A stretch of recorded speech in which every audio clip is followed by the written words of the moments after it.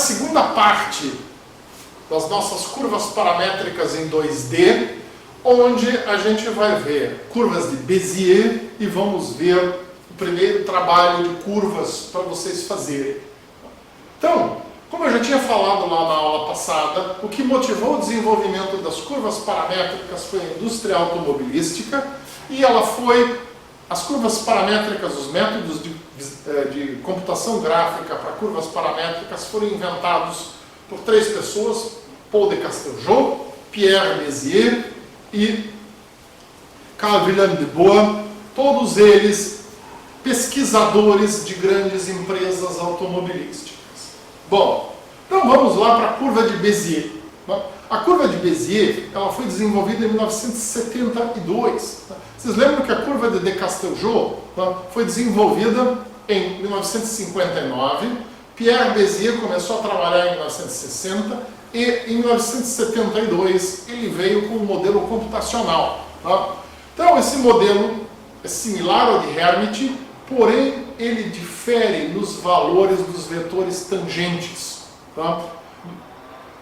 Como é que a gente trabalha com isso? Diferentemente de Hermite, que tinha vetores ali, a curva de Bézier ela é dada por 4 pontos de controle. Isso é fantástico para quem faz design, porque você pode trabalhar com um sistema gráfico e simplesmente arrastar pontos de um lado para o outro e olhar como é que a sua curva fica. Você quer projetar alguma coisa, não? Por exemplo, vamos olhar agora aqui um objeto de design muito famoso, o Bulli de Starck. Starck foi ou é um designer alemão e ele tem um projeto que é muito famoso, que é esse Bulli aqui. Veja o Bulli. O Bulli de Starck é um projeto onde você tem curvas. E a harmonia da forma dele está nas curvas. Então, até o cara chegar nesse design do Bulli, ele com certeza não pegou um pedaço de madeira e ficou lixando várias vezes até chegar na forma. Então, fazer um projeto desses no computador é uma coisa muito mais fácil do que você fazer isso com um toco de madeira. Então, em função disso, a curva de Bézier ela é fantástica. E olha como é que ela é definida. Você tem a relação entre o R1 da curva de Hermite e a curva de Bézier dada por 3 vezes P2 menos P1.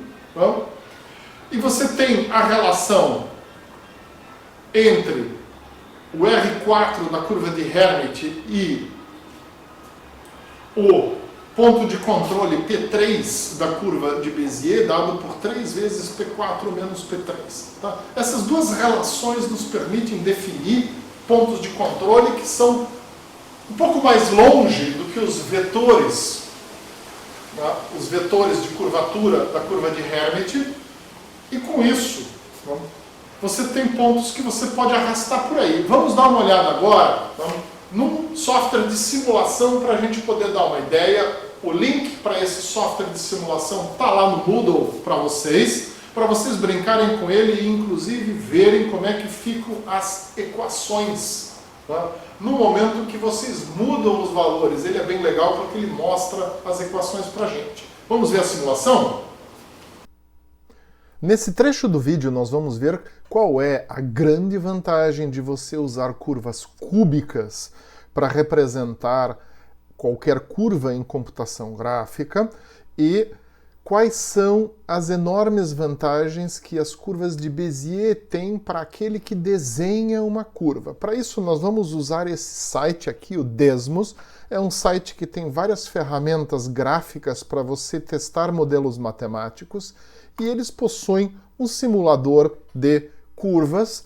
Eu vou mostrar aqui a curva de Bézier para vocês. Então, quando a gente abre, inicializa desta maneira. Aqui à esquerda você pode ver as fórmulas das blending functions e você pode ver aqui todos os valores dos parâmetros dos pontos de controle. Perfeito. Então vamos ver agora como é que funciona a curva. Ele começa com uma curva com um quadrado assim, ponto inicial, ponto final e os 2 pontos de controle aqui em cima. Eu vou mover essa curva mais para cá, para que a gente possa exemplificar as coisas, porque esse software não está me colocando alguns pontos com valores negativos. Então, observem o seguinte, né? Vocês já viram que eu consigo alterar enormemente aqui o formato da curva, simplesmente arrastando pontos de controle de um lado para o outro. Eu posso deixar a curva bem suave, eu posso fazer um lado dela subir, o outro.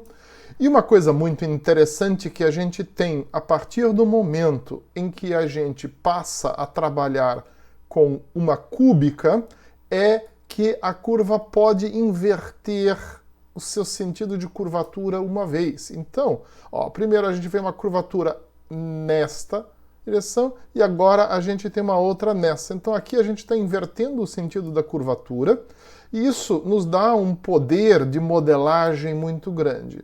Além do fato que aqui já está evidente, que é o de você conseguir muito facilmente fazer a modelagem que você quiser aqui. Por exemplo, tá? Vamos supor que eu queira aqui pegar e modelar um paralama de um Citroën 2CV. Já fiz. Tá? Ou um paralama de Fusca, alguma coisa assim? Não. Algo assim. Talvez puxando esse aqui um pouco mais para cima, ou aqui já pode ser um Calhambeque Opel. Não? Assim não, alguma coisa assim talvez. Então, independentemente agora das minhas tentativas amadoras de fazer uma modelagem de uma peça de carro vista em perfil, tá? Vocês percebem que eu tenho uma grande vantagem na hora que eu uso curvas paramétricas. Os meus pontos de controle me dão uma interface muito simples e muito intuitiva para que eu mexa com a curva. Isso é uma grande vantagem em relação a outros modelos, né? E me permite fazer um monte de coisas na área do design de uma maneira muito mais prática.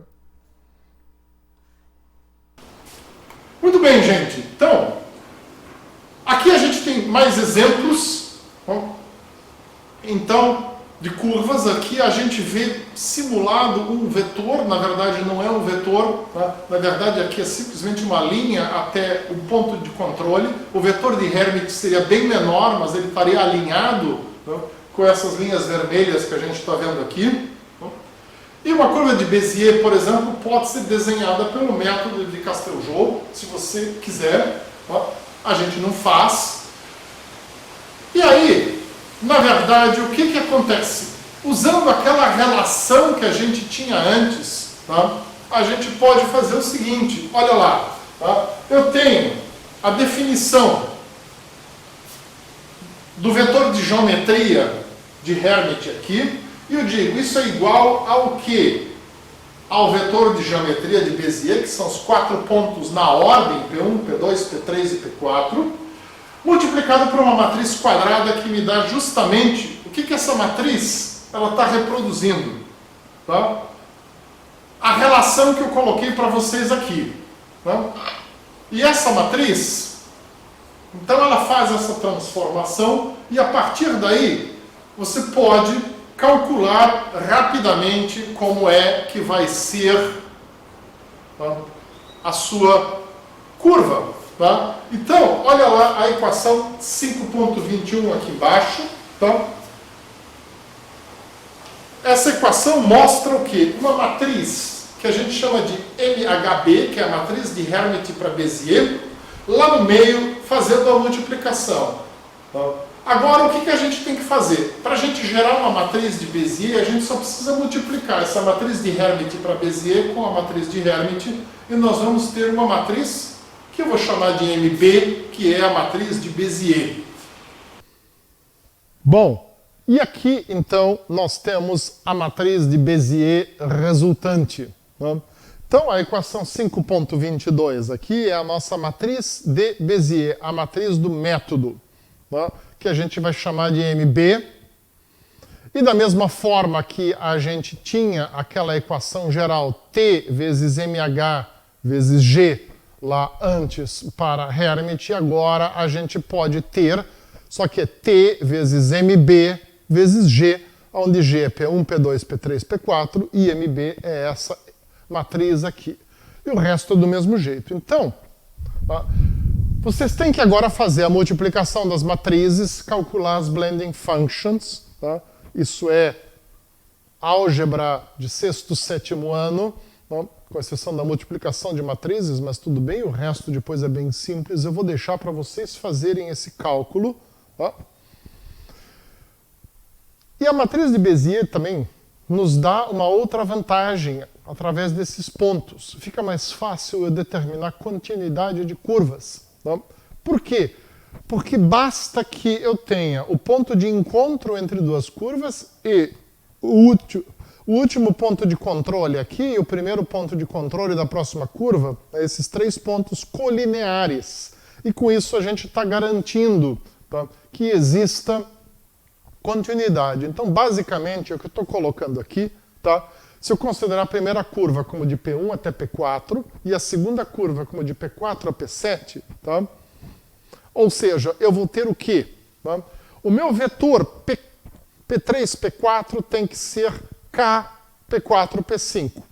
Então, eu não preciso que sejam iguais.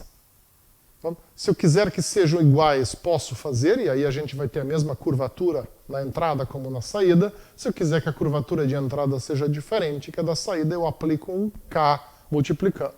É isso. Tá? É bem fácil. Tá? Então, a questão das blending functions possui uma enorme vantagem sobre o método divide and conquer que a gente tem lá hierárquico. Tá? Primeiro, é incremental. Tá? Eu gero a próxima fração de t e eu vou desenhando o próximo pedaço da curva como um segmentinho de reta. Tá? A minha acurácia é completamente definível. Eu posso trabalhar com o t sendo incrementado num passo de 0,2 e fazer uma curva que parece um polígono. Eu posso incrementar com passo 0,1 e eu tenho alguma coisa lembrando monitor de resolução ruim, ou eu posso usar um passo 0,01, 0,001, tá? E fazer a curva com o grau de acuidade que eu quiser, inclusive na hora que eu vou levar isso para gerar uma peça que vai ser usinada, para gerar um modelo, para gerar um molde, para ser usado numa prensa. Né? Então, isso tem enormes vantagens em relação a outra coisa. Tá? Muito bem. Qual é a desvantagem? Tá? A grande desvantagem das blending functions é que essa matriz de parâmetros ela tem que ser calculada para cada passo. Isso significa eu vou vou elevar o número ao quadrado, depois elevar ao cubo, tá? Tantas vezes quantos segmentos eu vou gerar. Depois eu jogo isso dentro da blending function e faço mais uma montanha de multiplicações de ponto flutuante. Então, a blending function é um método que gera muita multiplicação de ponto flutuante. E a gente vai ver na outra aula o método das diferenças adiante, o forward differences, que é um método inventado por Newton há muito tempo atrás como um método numérico de resolver polinômio e que a gente vai poder aplicar aqui para você trabalhar só com somas e com isso aumentar em muito a velocidade do seu cálculo. Mas isso é assunto da próxima aula. Tá? Então, como é que a gente vai fazer o clipping da curva? Observe o seguinte. Tá? Eu vou renderizar uma curva. Significa o quê? Eu defini um passo para t e eu vou desenhando um polígono passo a passo. Tá? Então, a minha técnica qual é? A minha técnica é gerar o polígono até eu ter um segmento, tá, que seja clipado. A partir deste momento, eu posso parar e eu armazeno aquela parte ali dentro do meu display file. Observem que se a curva der muitas voltas, tá, pode ser que ela entre de novo, eu tenho que tomar alguns cuidados, mas no geral isso não vai acontecer. Tá? Aqui, para a nossa disciplina de computação gráfica, esse clipping trivial aqui tá bom. Então, eu falei lá quando a gente estava falando no sistema de coordenadas normalizado, que a gente não tinha que se preocupar em representar uma curva em coordenadas normalizadas, que na verdade a gente só ia pegar e já representar uma pré-renderização da curva em coordenadas normalizadas. E é isso que acontece. Tá? Você define um nível de acuidade que você quer, gera os polígonos, e aí esses polígonos você clipa, o resto você não tem que se preocupar. Tá? É mais simples de fazer dessa forma. Muito bem. Então, qual é o trabalho que você vai fazer? Você vai implementar uma dessas duas curvas, você escolhe qual, tá? Como mais um objeto gráfico no seu sistema. Tá? Esse objeto, que vai pertencer a uma classe curva 2D, ele vai poder conter uma ou mais curvas. Isso é uma questão importante. A gente viu lá como é que a gente interliga curvas. A ideia é que um objeto curva 2D ele pode conter várias curvas interligadas. Curvas soltas, obviamente, você vai gerar como instâncias separadas. Tá? Crie uma interface para entrar com esses dados. Se você sente firmeza em usar um controller de mouse, permita ao seu usuário clicar na tela e sair desenhando a curva. Tá? Se você quer fazer de uma forma simples, faça uma interface simples onde você entra com os dados. Tá? E implemente o clipping daquela forma como eu mostrei para vocês ali. Tá? Dependendo do nível de zoom, você faz uma determinada renderização e você clipa aquele polígono apenas. Tá? Você pode fazer o seguinte, inclusive, você pode pré-clipar a curva usando, por exemplo, Cohen-Sutherland para ver, tá, se algum ponto de controle dessa curva tem uma chance de estar dentro da window ou não, senão você nem gera o polígono pré-renderizado. É isso, gente. Como sempre, esta aula é em Creative Commons e essa é uma aula do curso de Bacharelado em Ciências da Computação da Universidade Federal de Santa Catarina, na disciplina de Computação Gráfica. Divirtam-se fazendo o trabalho.